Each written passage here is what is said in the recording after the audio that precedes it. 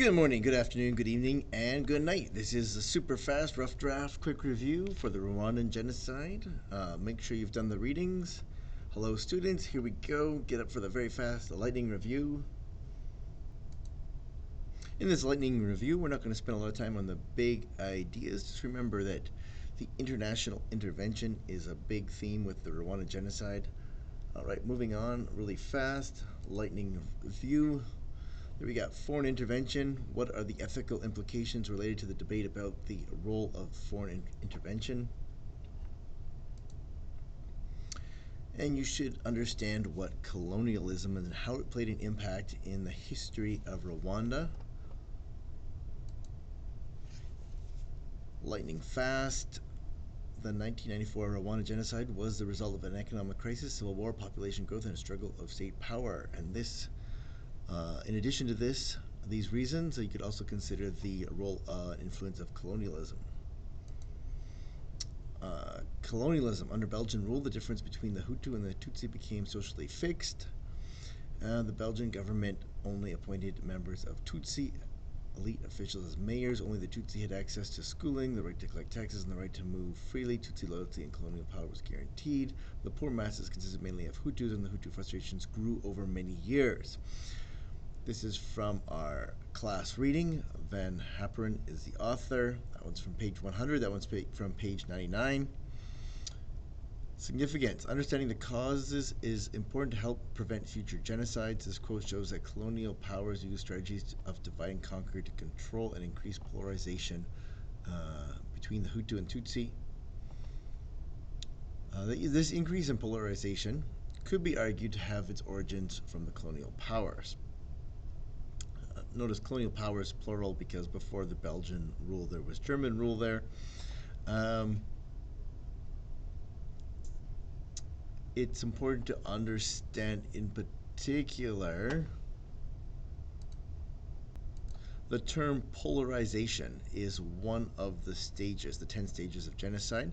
And so this increase of polarization was started or was enhanced during the Belgian rule, perhaps started during the German rule of the colony, but according to this quote, under Belgian rule, the difference between the Hutu and Tutsi became socially fixed. So there was something that happened where polarization increased. This is important to understanding preventing polarization could help reduce the risk of future genocides.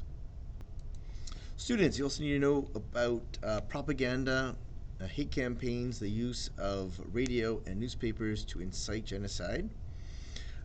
One of the quotes is because of the high literacy rate, the radio was one of the most successful tool of propaganda, and it was used very intensively to communicate hate and incite genocide. This relates to Article 3C of the definition of genocide, direct and public incitement to commit genocide. So this is very important to connect. This is the significance of the radio station with how it was used to incite genocide. And this ties into how you might prevent a future genocide. Quote, the RTLM radio station started to name Tutsi and moderate Hutu with their addresses and number plates during broadcasts. If your name was mentioned on the radio, everyone immediately understood that you were being looked for and would be killed by the Interahamwe. Right from the beginning of the genocide, the RTLM supported the Interahamwe by passing on information during the broadcasts about the direction in which victims were trying to escape. So one of the significance is that shows the media played a big role in this genocide, and this relates to Article 3C of the definition of genocide, direct and public incitement to commit genocide. In addition, another significance that's not mentioned on this slide is that to increase polarization, the word cockroach was used, which is an example of dehumanization stage, which we'll come back to when we get to the dehumanization slide. But that connects to this the propaganda that was spread on the radio station. So this is a really fast version, so I'm not going to spend a lot of time on this slide. The key thing to take away is that Romeo Dallaire's forces were underfunded, and the former colonizer Belgium also sent troops. They were underfunded in terms of equipment and number of troops. This shows a partial perspective of the outside countries. And so all these little pieces of evidence help show the evidence of the priorities of the other countries. International response. The international community had been painfully unable to intervene to prevent the atrocities. It was unable to draw the right conclusions on time. In the first days of April 1994, the term ethnic cleansing was used instead of genocide. Significance: this shows a partial perspective of the international communities. Okay, dehumanization stage. This is one of the 10 stages, one of the stages that you should be aware of, and it connects to the use of parallels are drawn with animals, insects, or diseases. In this case, the word cockroach was used to increase the polarization and dehumanization of the targeted Tutsi group. Notice there's a prevention strategy here: promptly denounce and punish perpetrators and make hate crimes and speech culturally unacceptable. Sanction all incitements to commit genocide. And specifically, we should be aware that making parallels of calling people, groups, names with animals, insects, or diseases is not acceptable.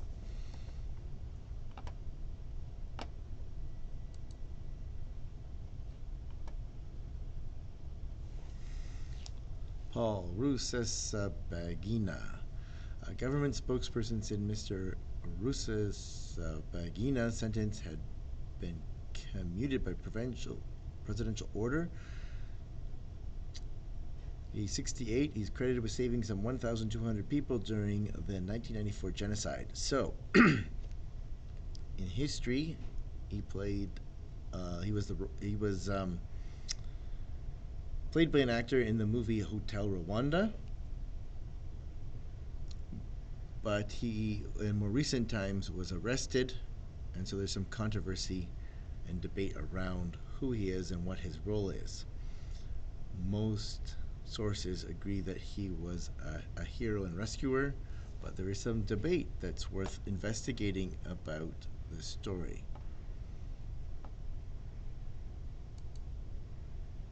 Oh, you should also be aware of that of the terms bystander, victim, rescuer, and perpetrator in terms of genocide. And Romeo Dallaire took command of the UN Assistance Mission for Rwanda, also known as UNAMIR. There was a lightly armed force of 2,500 troops. UNAMIR was given a mandate to oversee the peace agreement ending a civil war. During a bloody chaos, Dallaire ordered 10 Belgian soldiers under his command to protect the new Rwandan prime minister. Belgium and the prime minister were taken hostage by some Hutu and were later found murdered. As the situation deteriorated, Dallaire pleaded unsuccessfully with his UN superiors in New York to send reinforcements. So there's several pieces of significance here. Romeo Dallaire was from French Canada. He could speak French to the locals. The significance of the murder of the Belgian soldiers is complex. Many different reactions to that. It could be summarized really quickly as an attempt to scare away foreign UN soldiers. The Belgian soldiers may have been targeted as Belgium was a former colonizer. There's been lots of debate about this topic, so it's very, very complex. The lack of reinforcements and underfunding shows a partial bit of evidence, a lack of interest in the international community towards this conflict.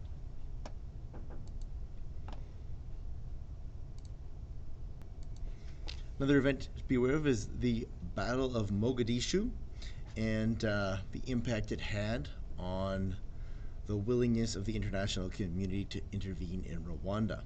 We're going to go really fast over these slides. The famous facts, the genocide facts, and the Interahamwe informant. Okay, this is something you should be aware of, that there was a fax that was sent to the UN by Romeo Dallaire. detailing the information got from the informant, who was a member or on the side of the Interahamwe, which was informing about what was going to happen. So there was this time period of 3 months where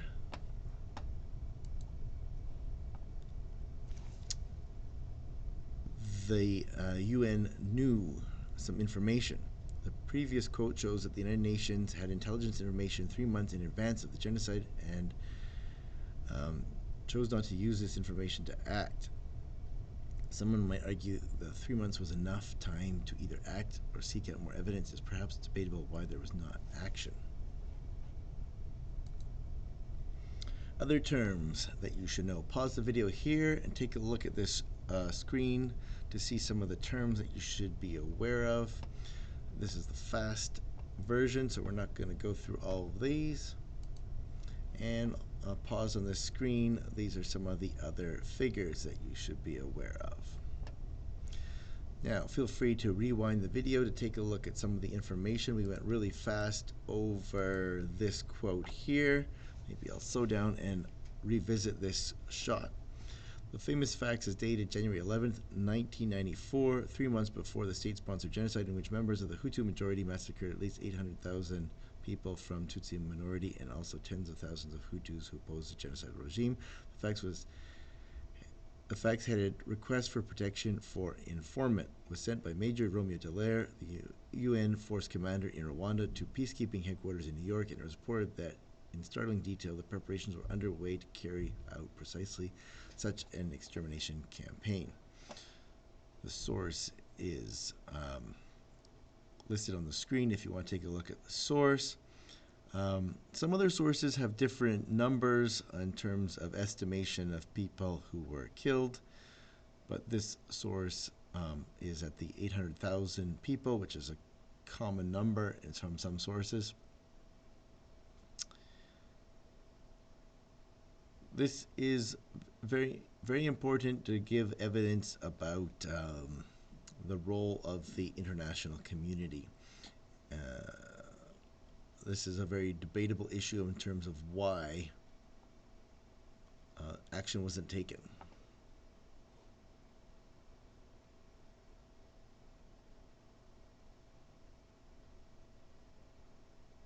Thank you, students. I'll go over to the significance slide here. You should know that an Interahamwe was a militia group, and an Interahamwe informant was somebody on the side of this group who disagreed with this group and then gave the information to help Romeo Dallaire to prevent the genocide. So this means that they were eventually against the genocide being an informant.